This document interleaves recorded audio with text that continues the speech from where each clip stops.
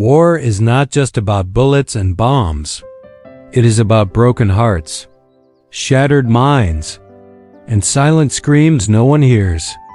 In every war zone, behind the numbers and headlines, are people, men, women, and children, carrying wounds that cannot be seen.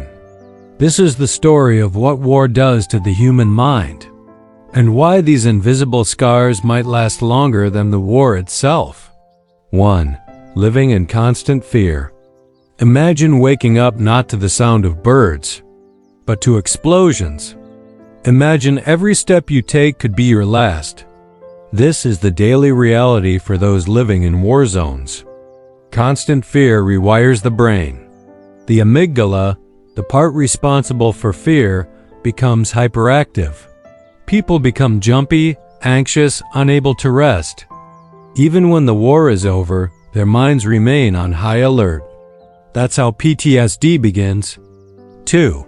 Losing your sense of safety. Safety is a basic human need. But in war, that need is ripped away.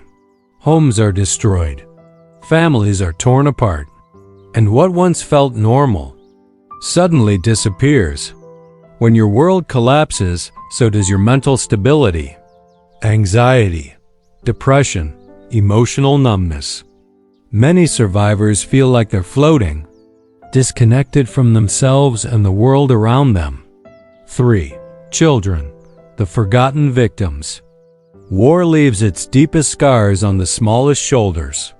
Children exposed to violence often stop speaking. They draw pictures of tanks, blood, and crying mothers. They scream in their sleep. They grow up too fast, or never grow up emotionally at all. Studies show that children who witness war are more likely to develop long-term trauma, difficulty forming relationships, and chronic anxiety. 4.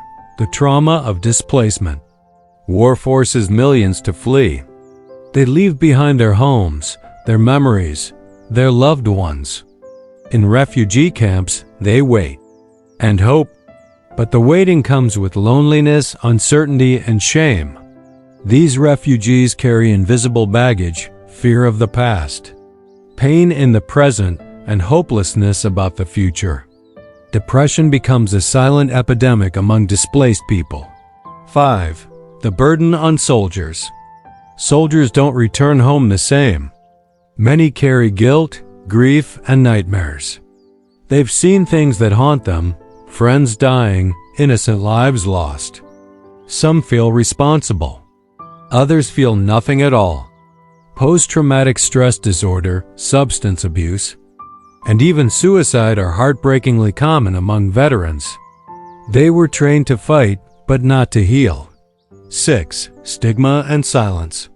In many cultures, talking about mental health is taboo. War survivors are told to be strong. Men are told not to cry. Women are told to keep quiet. So they suffer in silence, until one day the silence becomes too loud to bear. Healing is possible, but not easy. Mental wounds don't heal with time alone. They need care, compassion, safe spaces, psychological support, community rebuilding, and trauma therapy can help survivors reclaim their lives. Organizations around the world are offering counseling, art therapy, and support groups. But much more is needed. 8. What can we do? We may not be able to stop every war, but we can choose to see, to listen, to care. Support mental health programs in conflict zones. Speak out against violence. Check in with survivors. And most importantly, never turn away. War may end on the battlefield, but in the minds of those who live through it, it often never does. Let us not forget the invisible wounds. Let us be part of the healing.